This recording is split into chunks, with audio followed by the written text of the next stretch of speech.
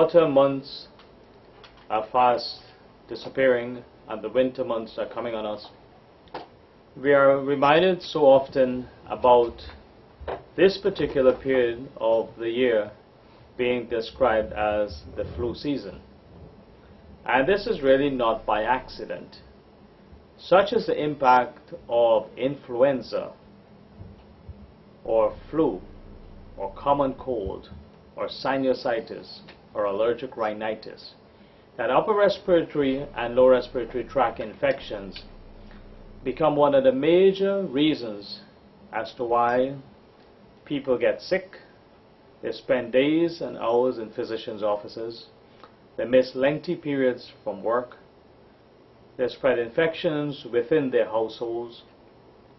Children miss days of school based on lower and upper respiratory tract infections.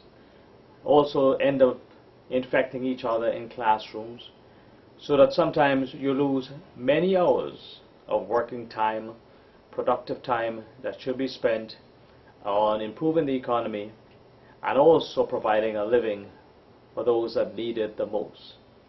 It also impacts on our children in school and them not being able to function at a level had it not been for the fact that these infections are so common. I was very elated a few weeks ago when I saw a movie by the name of, I think, Contagious.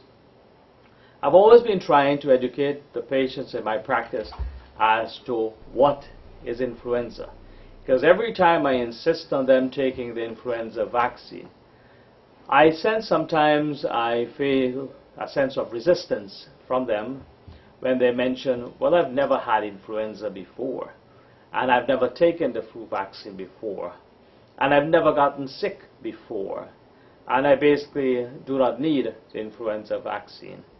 And I shake off my cough and cold in about 2 to 3 days and I'm back to work. Or I've taken the influenza vaccine before and I felt sick because of it. Or I really don't think I need it. I think it's something being played up by the media or the medical community as not being as serious a disease as they make influenza out to be. But I've got news for you. The movie Contagious really in fact depicts what influenza is really like. Influenza per se is not common cold. It's much, much different. For those of us who have had dengue fever, it's closer to dengue fever. It's closer to some of the symptoms of us who've had malaria before, or yellow fever, with bone-breaking illnesses, headaches, fevers for weeks on end. Influenza got its notoriety from the fact of the number of deaths it actually caused. The incidence of morbidity and mortality associated with influenza has actually been documented as having caused millions of deaths. In fact, one of the things that I was surprised in medical school to read that in 1940 it actually wiped out almost 20 million lives.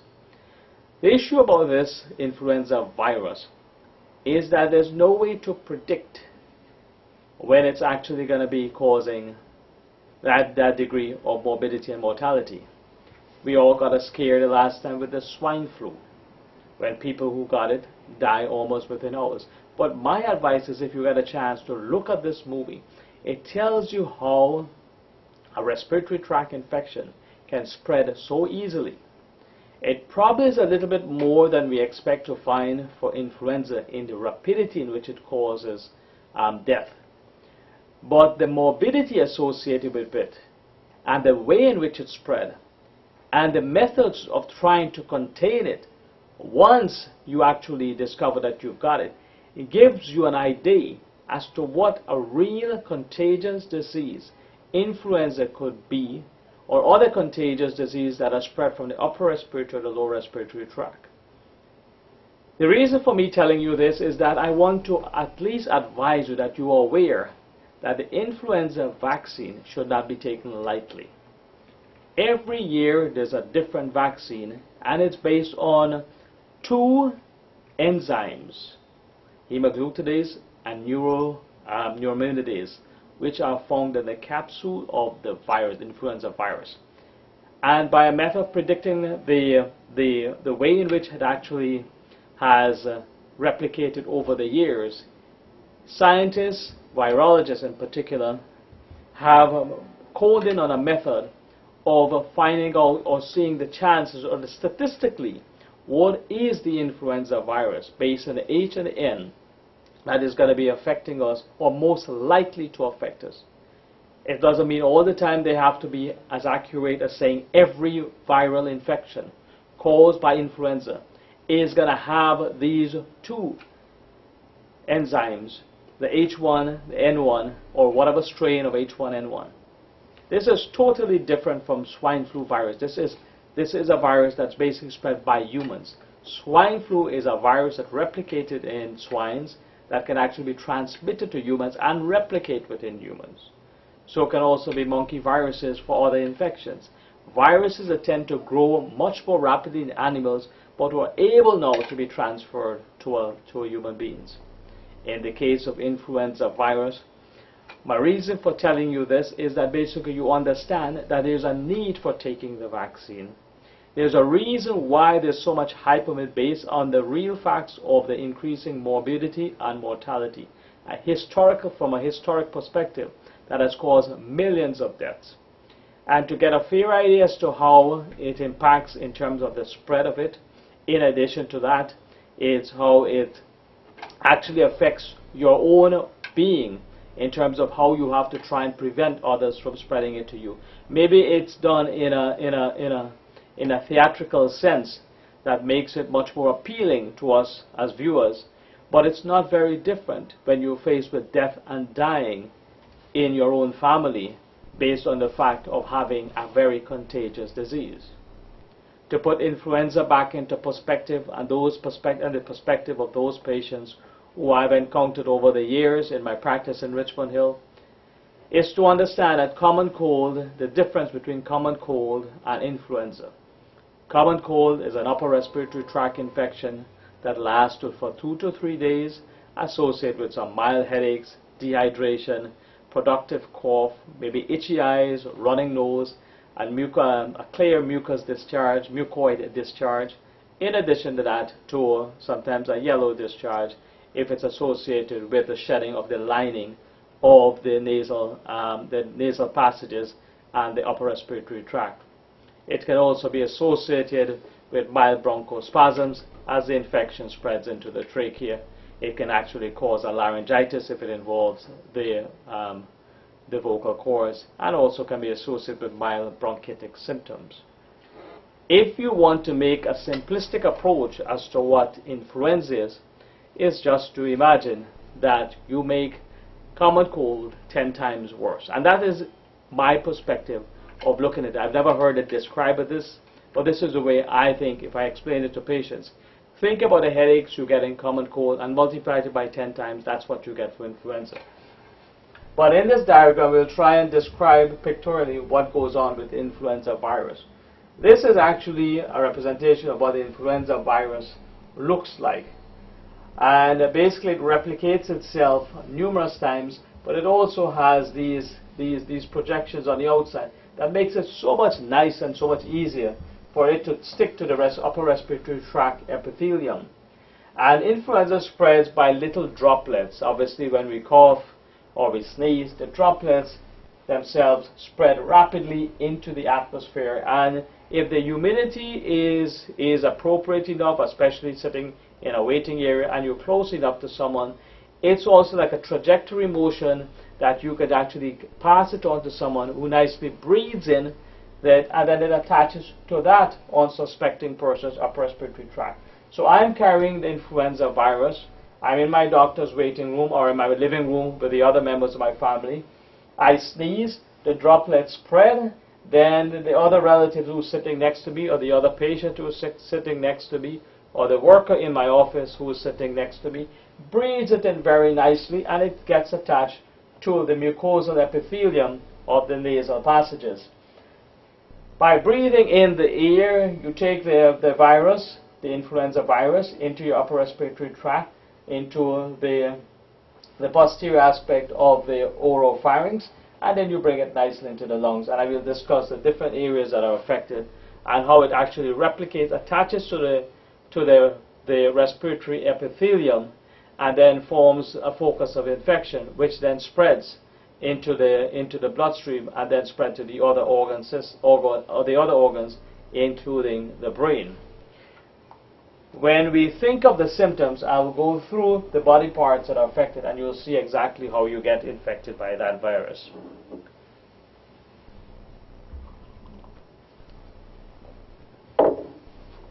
When we look at who are the persons who are especially at risk, it's the same like in most infections.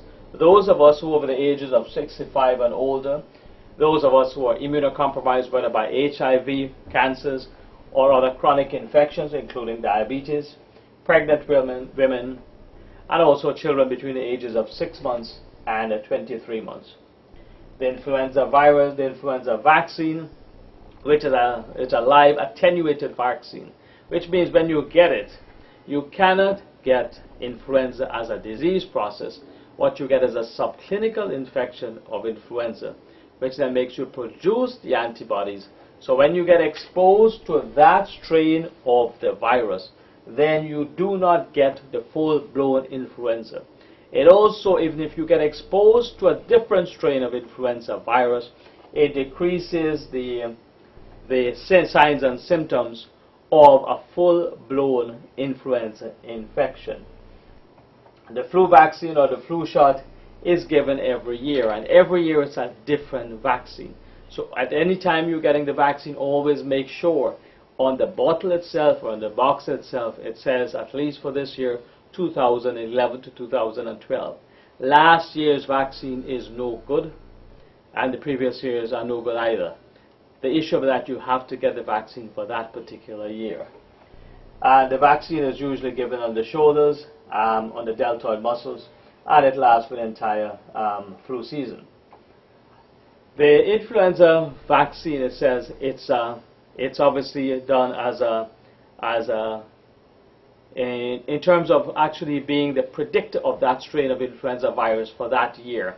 By no means is it 100% that it's going to be targeting that influenza strain virus that we expect to be associated with a tremendous amount of morbidity and mortality, but it at least gives you a fighting chance. Is there tablets to be used? Yes, tablets can be used to treat influenza illnesses, but sometimes it's probably a little bit too late by the time we start using the tablets. But the tablets themselves can actually decrease the signs and symptoms associated with the influenza virus, whether it be the headaches, the bronchitis, and the other target organs that are affected. What are some of the complications of influenza? When we go back again to the etiology and the pathogenesis and the clinical manifestations of influenza virus, we're looking at the way it spread into the upper respiratory tract, into the nasal mucosa, back and down to the oropharynx, then into the trachea, where it can involve the vocal cords, then into the trachea and the bronchus, and into the bronchioles. When it spreads into the upper respiratory tract, then it spreads by viremic spread into the bloodstream. When it spreads into the bloodstream, then it can be circulated to the brain itself and is associated with a severe headache. And it's nothing similar to the headaches that you can get with a common cold. These are worse headaches you've ever had in your life. And for those of us who have ever had a dengue fever, it is similar to the headaches you get, which last for days and sometimes for weeks. And even after the headaches are gone, it's always associated with a period of time where you're unable to absorb or remember as much as you were before you had the infection. And that in itself sometimes makes a person feel very helpless, that they do not feel as if they're focusing as much as they were able to do before. And sometimes kids who are affected by influenza usually do not perform too well in school weeks after the influenza illness, especially a full-blown infection with the influenza virus. We also associate with a headache, a severe fever, and that fever is usually between 102 to 104 degrees, which is extremely high, or close to 40 degrees centigrade. In that case, even in the common antipyretics, the Panadol, the Tylenol, do not even have an impact on the headaches. You'll be taking it almost every 2 to 3 hours just to be able to get rid of the fever and the headaches. The fatigue and the weakness that's associated with the viremic spread when it spreads into the bloodstream lasts for 2 to 3 weeks. This is not a common cold where we after 2 to 3 days we are shedding the symptoms, we're back to work, we feel good. In influenza, the symptoms of it last for 2 to 3 weeks. Think again of dengue fever. Think again of things like yellow fever and malaria, in which you feel the illness, the fatigue, and the weakness goes on for weeks on end. And that is what we experience in influenza. We do get the upper respiratory tract symptoms, which are the cough, the cold, the itchy eyes, the running nose. As the virus invades the mucosal epithelium, it definitely causes the shedding of that mucosal epithelium, similar to any upper respiratory tract infection. But in this case, because of the lengthy period of time it infects the upper respiratory tract and the lower respiratory tract, it's associated with a much more florid discharge from the respiratory epithelium through the nasal passages. Also can infect the sinuses associated with maxillary sinusitis, frontal sinusitis, ethmoidal sinusitis within the ethmoid sinus of the brain, and it usually can sometimes be a very terrible illness to carry for weeks on end. At the same time, the sneezing and the sore throat can sometimes make it a little bit more difficult in terms of treatment. The coughing aspect, as it irritates the posterior nasopharynx and the oropharynx, produces that trend of spreading it widely, and it is such a virus that sticks to the epithelium so rapidly. The good thing about it, this virus does not survive outside of the body for too long, but such is the nature of the spread of it in terms of persons sitting together, how easy it is to spread, either by the types of way it can spread is by contiguous spread. Me having it on my respiratory epithelium, I blow my nose, I shake your hand, you rub your nose, you're getting it. Also the fact of I'm having it, I go to the bathroom, you go there a few minutes after, a few seconds after, you're taking the virus into your hands itself, and that's how it spreads. So the simple methods of washing your hands, avoiding doorknobs, not to be coughing in people's face, to avoid all persons at all costs, to try and prevent the spread of it is one of the golden rules associated with any upper respiratory tract infection, but much more so for something as contagious as influenza. And some of the simple things that we always do with a contagious infection of washing your hands, be aware of those around us. When we sneeze into our handkerchief, trying to avoid those who are sneezing, trying to avoid exposure to those who have it. Some of the ways of dealing with it, trying to get some rest, avoid alcohol and cigarette smoking, avoid crowded places when we have upper respiratory tract infections, regardless or not if we know if it's influenza or any other form of common cold or other viral infections. When we look at the risk factors that we face with, not only can we get a cough and a cold associated with an upper respiratory tract, we can also get a bronchitis associated with it, and the bronchitic symptoms can last for several weeks. The upper respiratory tract associated with the cough, cold, fever, chills, and productive sputum. The lower respiratory tract associated with severe discomfort of the chest, productive of a greenish sputum. And here again, there's no need for antibiotic to treat it, but a lot of times, as in a lot of viral infections, there's a secondary bacterial infection that can be caused by the fact that the virus causes the immune system of the host to deteriorate to the point in which a secondary bacterial infection can now invade the bronchus and the bronchioles, and now you have to treat that person as if it's a bacterial infection. But the role of the antibiotic has nothing to do with the virus. It has to do with a secondary bacterial infection if your doctor so desires to treat. But I guess these are things that need to be explained to you.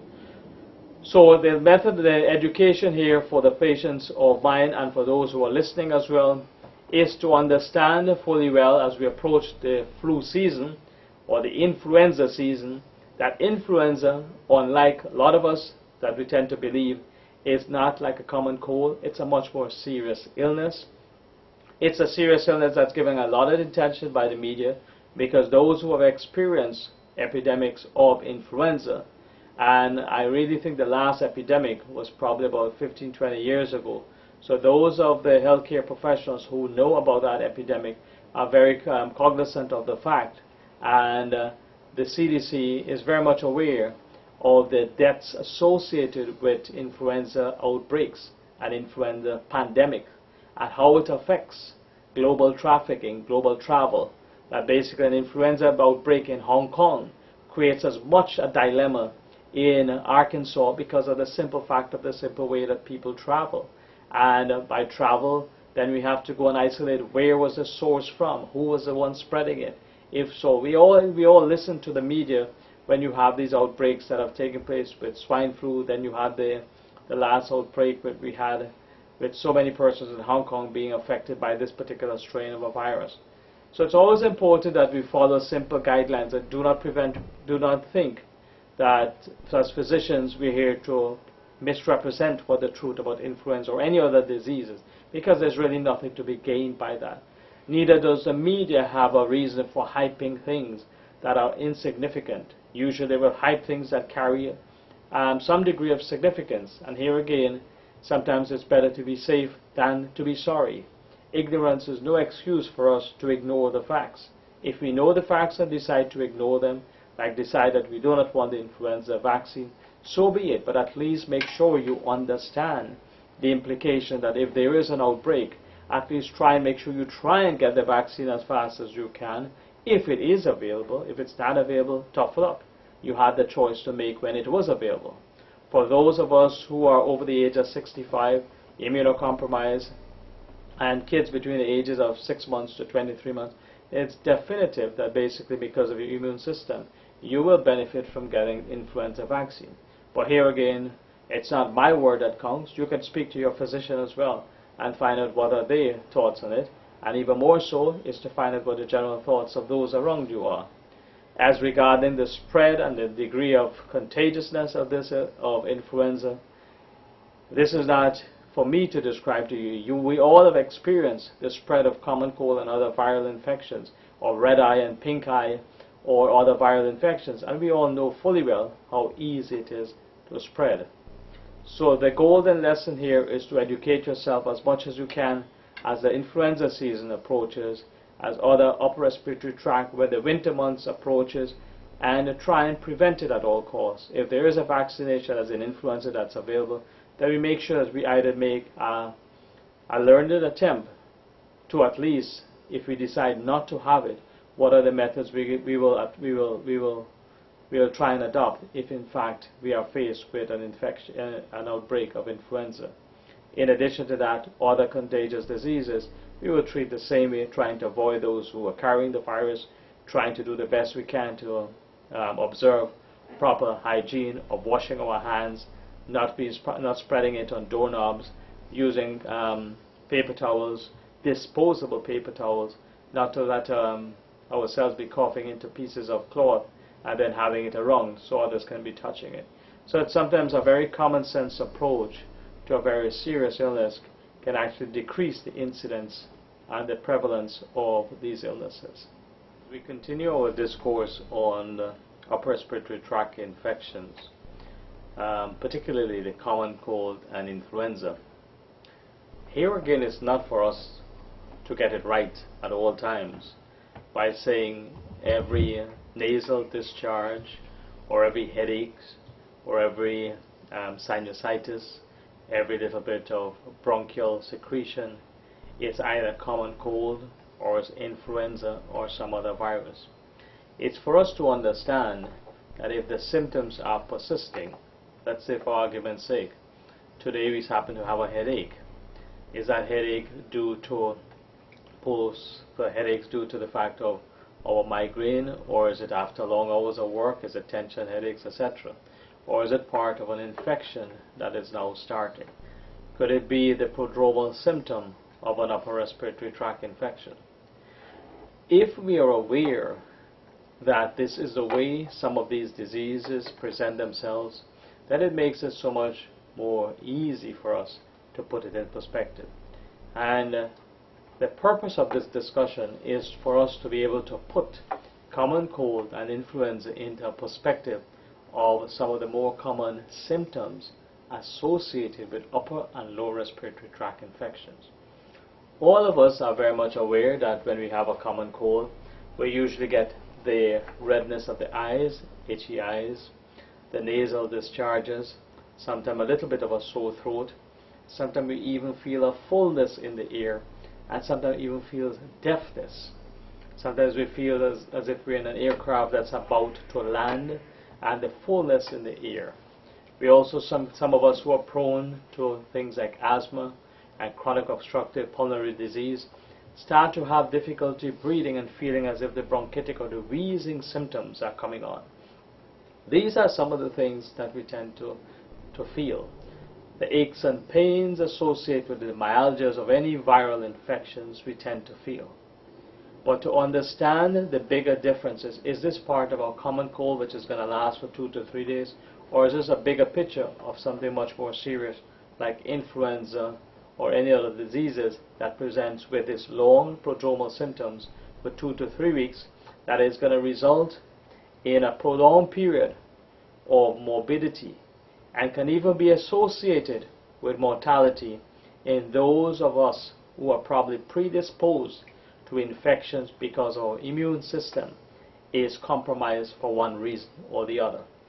So it's important for us to know what some of these common symptoms are, just for us to know that this is not just the headaches that I'm getting because I worked for 8 hours with my boss who's still unappreciative even if I give him everything I can. Or is it the headaches due to the fact that my child has been sick for the last day and also has an upper respiratory tract infection and came home with a pink eye? Is this now part of a general picture of a contagious disease that I can now pass on to the rest of the household? And if so, how do I prevent it? Or should I go by my doctor and have him examine my child to make sure that he or she does not have the illness that we're talking about, and also make sure that I can take the precautions of preventing myself from getting it so I do not miss long hours away from work, long days away from work, and my child does not end up missing days away from school. When we look at some of the parts of the bodies being affected, we all are aware that this is the head with the nose and the oropharynx that leads through the trachea into the bronchus. But let's look at the head, and the frontal sinus at the very top of the head here usually can be infected with a fluid, and we feel this heaviness in the head itself. In addition to that, we also can see another diagram with the frontal sinuses here, which can show this is the frontal sinus, this is the maxillary sinus, and when we get these headaches, they're usually severe headaches, throbbing headaches at the top of the head, especially when they're being infected, or facial pain associated with maxillary sinusitis. And we also have the drainage from through the medial, the upper, and the upper, middle, and lower nasal conchae that actually forms these secretions that tend to come out. In addition to that, we have the rest of the oropharynx, the nasopharynx, the oropharynx. But this is the opening of the eustachian tube. And that opening in the eustachian tube, if all the areas around here are actually being infected, the opening of the eustachian tube actually is the connection of the inner ear with the back of the throat. So a lot of times when we get infections involving the oropharynx and the nasopharynx that causes a blockage of the eustachian tube, they actually predispose us to have an infection within the middle ear. When we have that infection, now we become deaf, we are unable to hear. And in addition to that, we have this heaviness in the ear itself associated with fevers, severe worsening headaches, and deafness. This is the case when we have the middle ear being infected. This can actually cause pus within the middle ear. Now there's no fluid that can actually drain into the eustachian tube because this area through which it opens into the back of the throat is usually blocked. There's only one way this infection can now be drained, is when it ruptures the tympanic membrane, creating a hole within the tympanic membrane, and that's how we can get the deafness associated with a middle ear infection caused by an upper respiratory tract infection. So when your child or you complain of the headaches, earaches, It's not their imagination. Basically, we know very much, very easily, what causes the headaches. The fluid within the closed sinuses, the frontal sinus, maxillary sinus, the ethmoidal sinuses, sphenoidal sinuses, can all cause the headaches within that area of the brain, within that area of the skull itself. We know what causes the nasal discharge as the infected respiratory epithelium on the lateral aspect of the nose and forming the conchae, the middle nasal conchae, the superior and inferior nasal conchae. As they become infected, we have the mucosal epithelium being sloughed off, and this causes a yellowness associated with it, and sometimes even a secondary bacterial infection in a chronic sinusitis can cause discoloration. We know what causes a sore throat at the back of the oropharynx because of the infection and edema associated with this. We also can get the hoarseness when we have the vocal cords becoming infected. Now we have the patient who now presents with the fact of the bronchus being infected will now have bronchoconstriction, and those of us who are prone to developing signs and symptoms associated with wheezing, whether it be from chronic obstructive pulmonary disease or also from asthma, will feel the bronchospasm or the tightness within the chest. As this infection spread into the bronchioles, we all can see now when the bronchioles become infected, the lumen of the bronchioles, let's say that this is an open airway.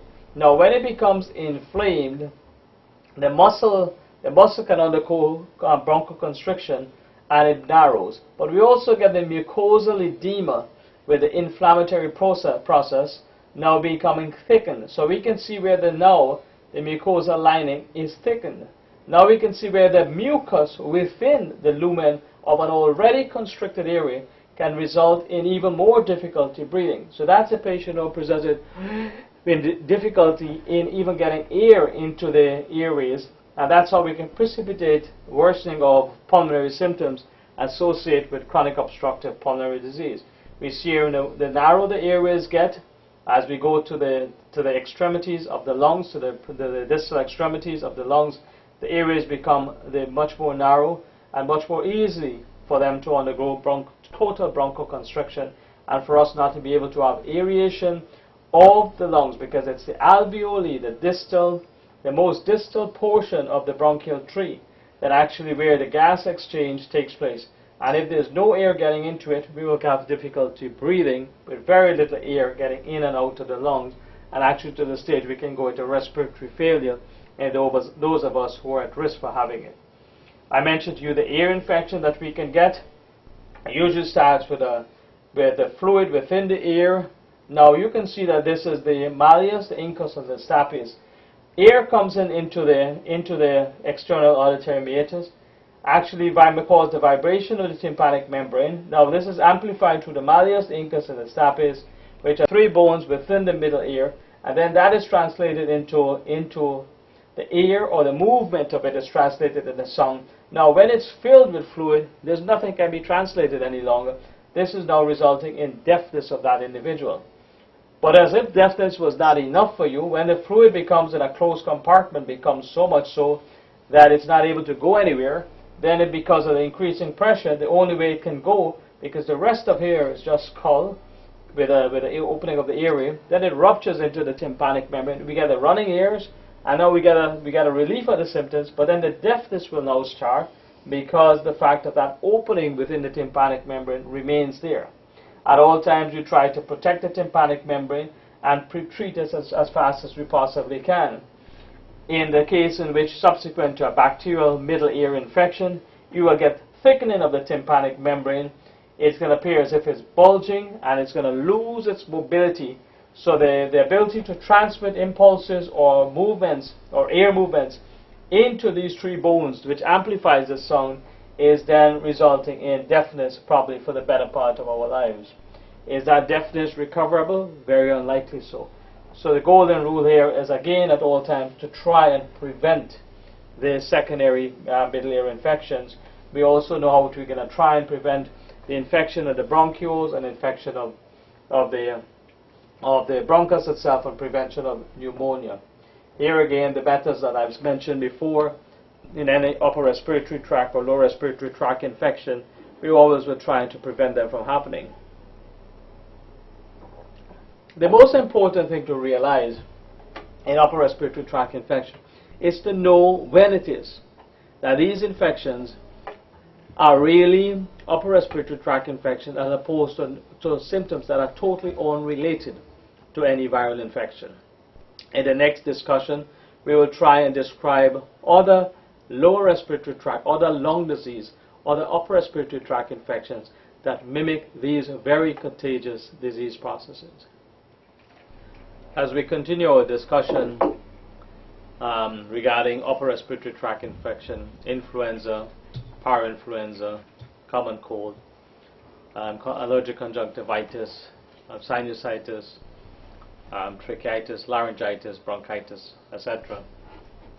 We can allude to middle infections, which are much more common in the children and in the school, the primary schools. And for us to understand a little bit more about what ear infections are and how an upper respiratory tract can predispose a child to having an ear infection.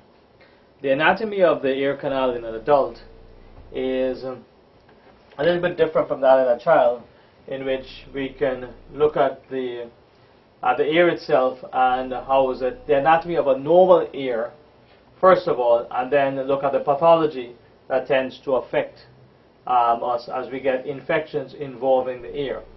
We all can recognize this as being the auricle or the external ear, which has this helix to amplify sound and to capture sound and take it through a series of amplification as it goes through the eustachian tube. The eustachian tube, this is portion of the external ear. The tympanic membrane separates the external ear from the middle ear. And this is a tympanic membrane. That's a thin membrane that moves up and down with sound, with vibrations that come into the ear, the sound vibrations. This is further amplified by the malleus, incus, and stapes, which are the three bones within the middle ear that tends to amplify the sound. This sound then through the stapes is then translated into a format in terms of when it actually causes the vibration of the sound to cause the vibration within the hair cells of the inner ear.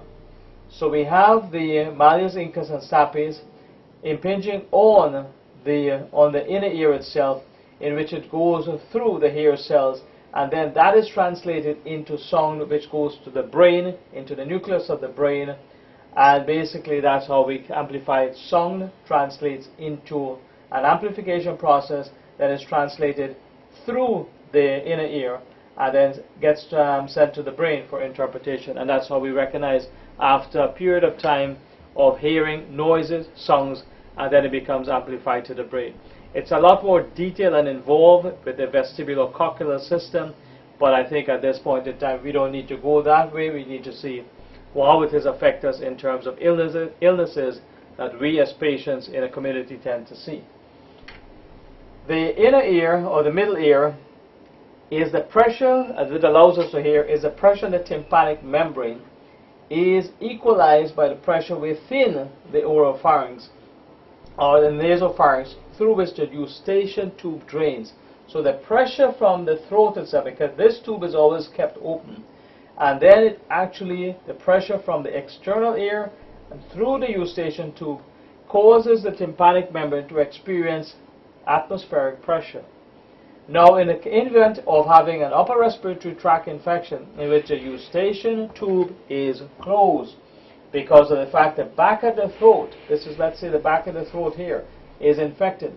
Now, the pressure within the middle ear makes you feel as if it's a negative pressure within, as if you're in an aircraft which is landing, and you feel the fullness within the head.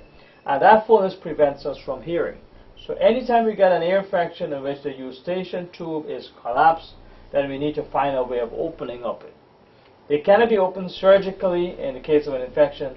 Sometimes we have to give a medication that can decongest the eustachian tube, and then again that allows us to hear, because the pressure on each side is now on the tympanic membrane, can actually cause vibration of sounds to be translated into impulses when we can interpret and hear. In the event of us having an infection within the middle ear, these bones, these ossicles, tend to fuse, or now they're caught within a watery medium, so they cannot amplify sound any longer. So then we experience the deafness of it.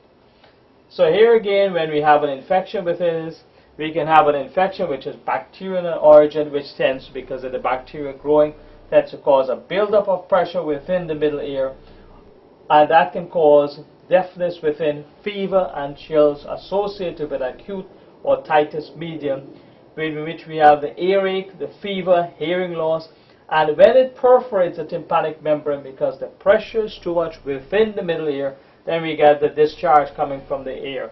And a lot of times as kids growing up, I've seen kids in school who used to have running ears and resulting in chronic deafness for the rest of their life. These are the same infections that can actually spread to involve the brain, and actually a young child can cause meningitis, which is an inflammation involving the lining of the brain that can cause mental retardation as we get older. Because of the pressure within the middle ear, we also can experience symptoms of nausea and vomiting, and with younger children, obviously diarrhea, loss of appetite, and increased irritability. In a child who is breastfeeding that has an ear infection, you will find every time they go and try to breastfeed, because of the negative pressure or the pressure that they have to exert to be able to get milk out of the breast, experience a severe earache and sometimes refuse to feed totally. And that's one of the common things in children, in young infants, is the fact of the loss of appetite anytime they get a viral infection, a viral upper respiratory tract infection that is associated with loss of appetite and inability, irritability, and not even wanting to feed. Here again, the primary treatment of choice is to treat the ear infection with antibiotics. Sometimes we can have a resolving ear infection that results without fluid within the middle ear, which is known as an effusion, and that effusion probably can sometimes result in deafness, especially if it's a tense effusion. And sometimes in kids we see them with these small tubes that drain, that the ear, nose and throat specialists insert into the tympanic membrane to allow the fluid within the middle ear to drain as well. Looking at the general picture of where the ear infections, if we look at the ear, this is the external auditory canal, the middle ear, the connection between the eustachian tube and the oropharynx. We can see where an upper respiratory tract infection associated with sinusitis, maxillary sinusitis, and a throat infection can actually cause us to develop a middle ear infection. How important it is for us to have the eustachian tube wide open so it allows the pressure on both sides to equilibrate, and also to try and avoid obstructions that occur within the eustachian tube. Here is a situation in which the pressure was so high within the middle ear that actually now the middle ear is ruptured, and now there's pus that's flowing through the ear itself. That in itself, as a result of the pressure within, can actually cause deafness for the better part of our life.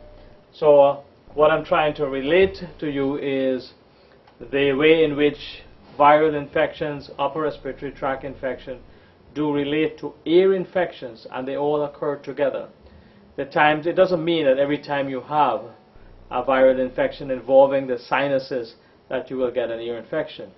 But it's so easy to get an ear infection, especially in the younger school-age kids, that we should always be aware that every time they complain of an earache, is to at least make sure that the ears are being examined.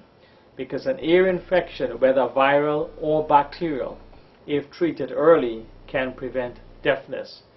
In the younger children, a child who is not feeding with a nasal discharge, obviously the pediatrician must be checking for an ear infection as well, because an ear infection that can actually spread to involve the meninges of the brain, especially in the younger children. In the elderly persons, especially those who are immunocompromised, we also expect to have this much more common than it is for the average person who is healthy and strong.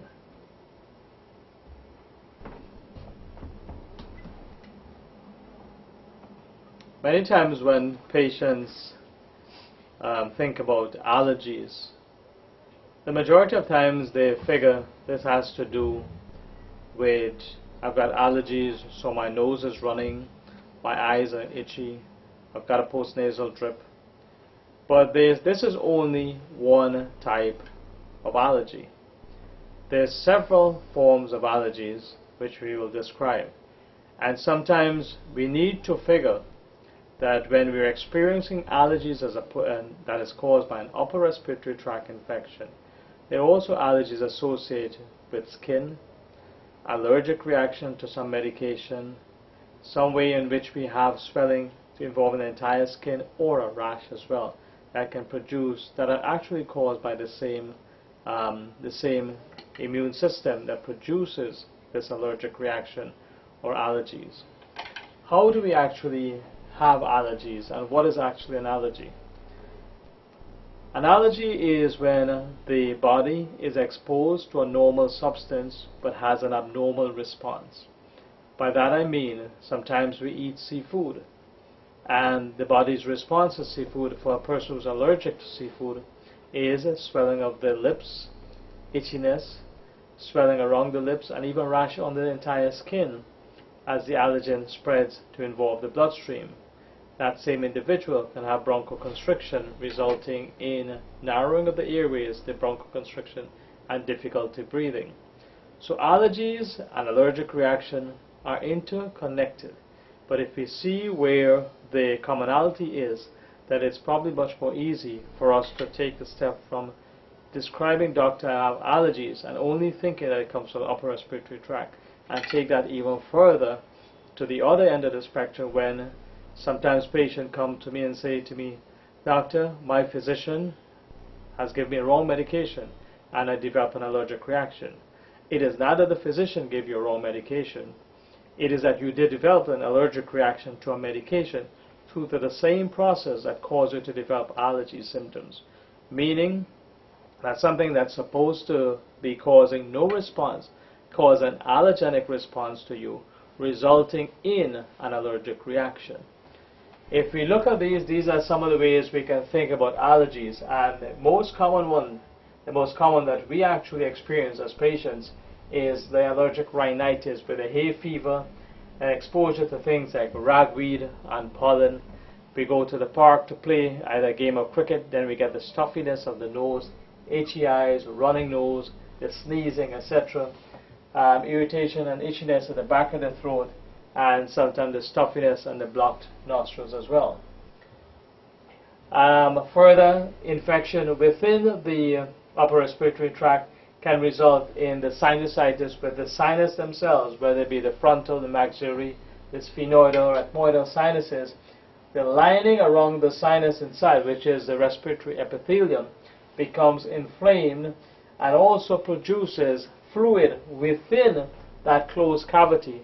And because it's a closed cavity within the skull, there's no way for it to drain, and basically results in a lot of facial pressure, whether it be the frontal sinus, the facial pressure over the forehead, or maxillary sinuses with stuffiness and facial pain. In cases of the nasal congestion around the area, you can also lose your sense of smell.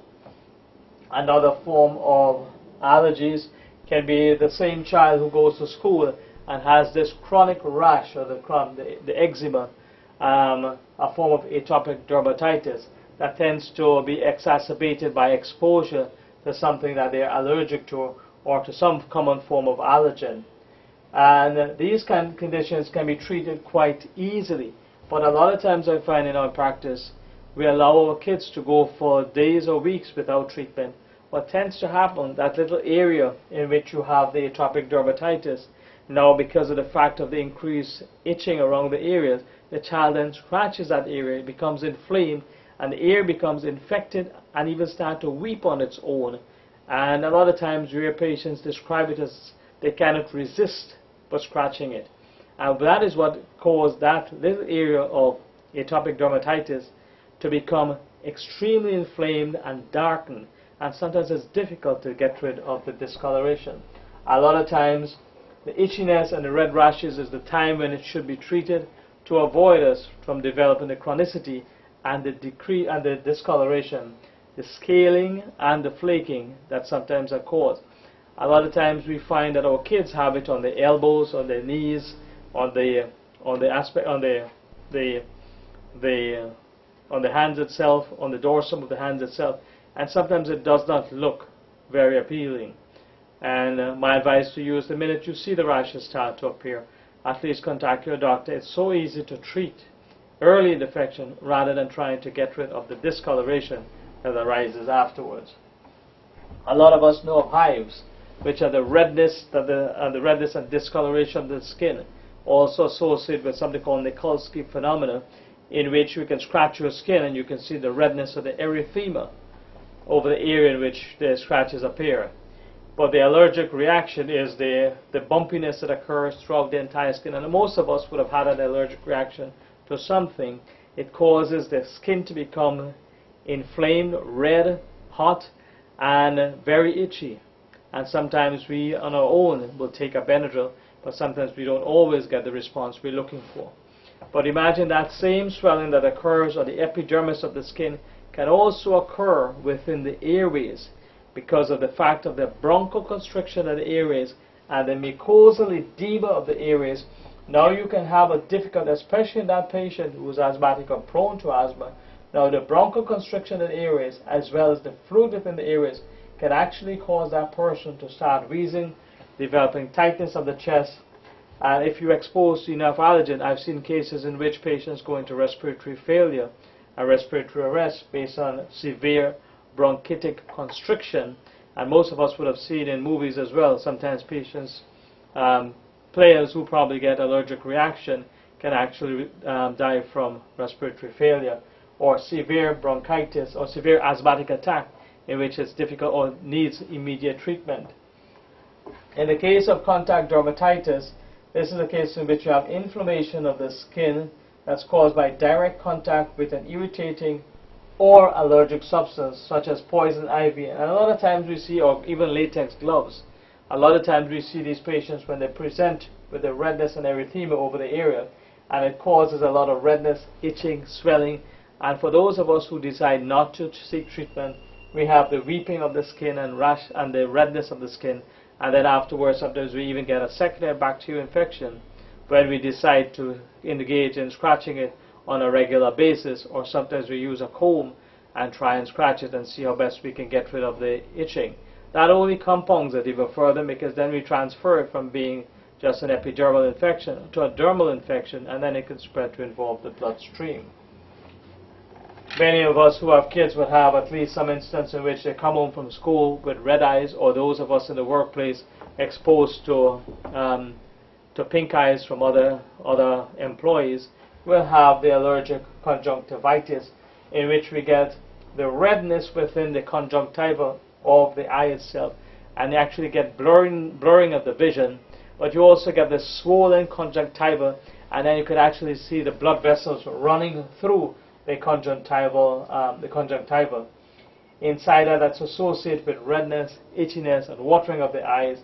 But that's the same infection. The notoriety of it is basically the fact because it's such an itchy condition, most of us will engage in habits of trying to scratch the eyes, then shake the hands of someone else who then scratch their eyes, and then we pass it on to numerous other persons. Then we have a pink eye outbreak. And it's common in schools, especially they're approaching the winter months, for us to have pink eye outbreaks or red eye outbreaks, which could very well be avoided. Most of us will probably, as I described earlier, allergic reaction to things like peanuts and shrimp, etc., in which you have swelling of the lips, throat and face and the tongue, associated with upset stomach, nauseousness and vomiting, and abdominal cramp associated with the hives and the rash. The hives around the lips and around the face we tend to see. What we don't see is the person who's got the nausea and the vomiting due to the vasovagal response that's happening at the same time, and that person's relief sometimes comes by only vomiting. But the worst effect of this is the bronchoconstriction of the airway, and the most life-threatening part of an food allergic reaction. The same applies to drug allergies, and a lot of us would have had relatives who've had allergies, allergic reaction to medication, sometimes more commonly things like penicillin. And in that case, large doses given to them can even cause death to an individual who is given a drug that they can be allergic to. My advice to you, if you find that you're allergic to a medication given to you and you've had a near death experience, is to always have a bracelet that says you're allergic to this particular medication. Because a lot of times in emergencies, the first place a patient who comes in comatose, the physician will look at the neck of the patient to see if they have a bracelet that says that they're allergic to a particular kind of medication. So it may be life-saving for you. In the case of my sister who developed an allergic reaction to penicillin and almost died from it, was one of the reasons why I'm insisting that at all times you should have that, or have some piece of paper that says that you're allergic to a particular medication, especially common medications that are given. A lot of us are experienced from dust mites and house mites found in pillows and mattresses. We can develop allergic reactions, and these allergic reactions can result in us having itching of the skin or vague itchiness at different points in time. A lot of times we can actually be accused of being into other places of sleep, other places to sleep, when we develop these rashes and itches associated with house dust mites and other microscopic organisms that burrow in the sheets. What I've tried to do is to explain some of the common infections that we see at this time of the year, and put it into perspective in terms of the biggest one being influenza vaccine, influenza viral infection, how it is that influenza can mimic something as simple as common cold, which is self-limiting, lasting to 2 to 3 days. Maximum period of work is probably 4 to 5 days, as opposed to something like influenza. If it does become an outbreak, how do we prevent it? How do we try and prevent it before it reaches a stage of an outbreak? In the event of those of us who do not believe in an influenza vaccine, how is it that we can first recognize if there is a need to be alarmed, and what is the best method of treatment in the case of us if we have not been vaccinated? We also look at the common upper respiratory tract infections that our children tend to suffer with the chronic sinusitis and the middle ear infections, and how best it is to recognize them and treat them as early as we can. In addition to that, not only are upper respiratory tract infection the only one associated with allergies, there are also skin manifestations, lower respiratory tract manifestations. There are also manifestations that can be life-threatening, and other manifestations can be disgusting if not treated, especially in our kids when we recognize that they suffer with eczema.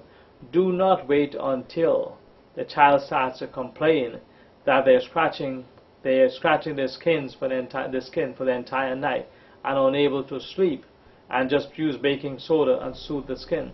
Try and get them to their physician to treat it, because it's such an easy thing to treat in the very early cases. For those of us who recognize that we're allergic to a medication, it is your responsibility, not that of your physician, to know what you're allergic to. Always have with you at your disposal some method of saying to someone that I'm allergic to this particular kind of medication. I will always strongly advise that you have a bracelet that says I'm allergic to, whether it be penicillin or any other form of medication. That basically when you're even in the emergency room, even in a comatose state, someone can recognize that basically this is what you're allergic to. And I'm not just basing this on things that I've read. This actually happened to my sister. So basically I'm telling you from life experiences that there's some common things we should adopt and approaches to life that can sometimes save us. And there's some things that we can do, the regular washing the hands, not sneezing in front of others, taking medications and staying away from others once we have a contagious infection. That can actually result in us not passing on infections as frequently as we do, especially if you're aware that we're infecting others. If you're in a closed environment, in a closed room, whether with others, then try and avoid sneezing in the faces of others or have others sneezing in your face. It's not only the right thing to do, it's also medically and ethically correct that we should not be passing on infections to others, especially when we are aware how contagious it could be.